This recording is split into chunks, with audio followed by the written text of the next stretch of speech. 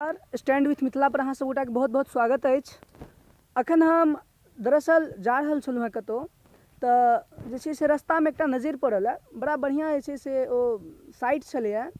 तऽ हम चाहै छी जे छै से ओ अहाँके देखाबी और हुनकासँ 2 मिनट गप्प करैके कोशिश करब। आउ हमरा संग।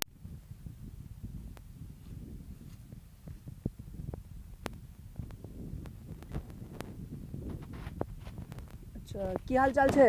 ठीक छै। की कर रहल छियै? बस काम कर रहल छी, देखै छियै ने। अच्छा, मतलब ई कथी तमाइ छै? नहीं, धूर दै छियै। अच्छा, धूर दै छियै। अहाँ बाहर नहीं रहै छियै? नहीं, गाँवेमे। अच्छा, कतेक दिनसँ छियै गाँवमे? भऽ गेल हेतै 15-20। 15-20 सालसँ? किया अहाँ बाहर किया छोड़ि देलियै? बाहरमे गाँवमे तऽ छै, पैसा छै, सब कुछ छै।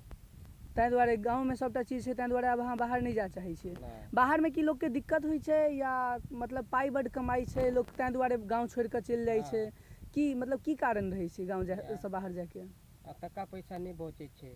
अच्छा, बाहरके पैसा बचै छै। अच्छा, मेन कारण इएह रहै छै। मने लोक एकटा आशा लऽ कऽ जाइ छै जे हम बाहर जा रहल छी तऽ ओतऽ हमरा जे छै से ओतऽसँ कमायब तऽ हमरा किछु पाइ बचत। लेकिन कतेक बचा पाबै छै?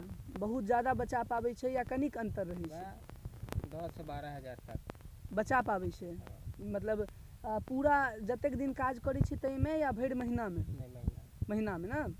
अच्छा, अगर ओतेक पाइ मानि लिअ खेला पीलाके बावजूद अगर एतेक भेट जाए लोकके, तऽ की एतऽ काज करऽ नहीं चाहतै? बस मानि लिअ एक दिनके तऽ 500 रुपया लोक कमाइते हेतै।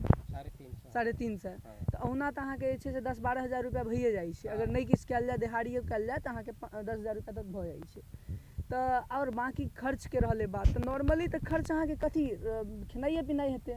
बाहरमे तऽ अहाँके रूम रेंट वगैरह बहुत सारा, रूम किराया दियौ, आबऽ जाके भाड़ा भऽ गेलै, बहुत सारा खर्च रहै छै।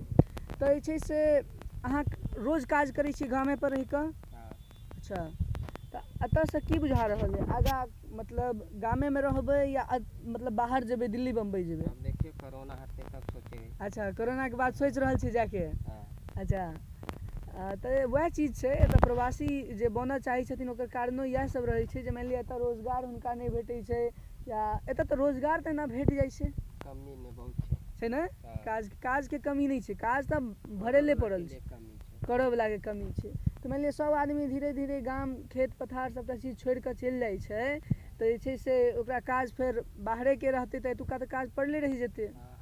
लेकिन अहाँ सबके आब हम एकटा सुझाव देब जे अहाँ सब एतेक किएक नहीं रहि कऽ सोचै छियै? देखै छियै कतेक बाहरमे बीमारी चलै छै, आदमी परिवार असगरे चलि जाइ छै, परिवार छोड़ि कऽ, परिवार गामेपर रहै छै। तऽ सब जाइ छै ने? सब जाइ छै।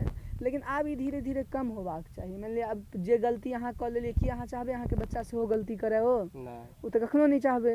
तऽ आइ जहन अहाँ एतऽ मजबूत बनेबै तखने जे छै से अहाँके आबऽवला पीढ़ीके दिक्कत नहीं हेतै।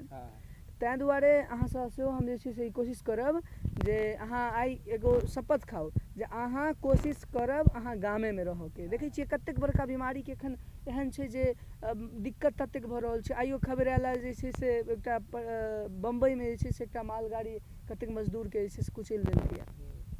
ताहि दुआरे कोशिश करब जे छै से अहाँ बाहर नहीं जाके, ठीक छै? आरो किछो लोकके लेल सुझाव देबै? नहीं, बस धन्यवाद। बहुत बहुत धन्यवाद।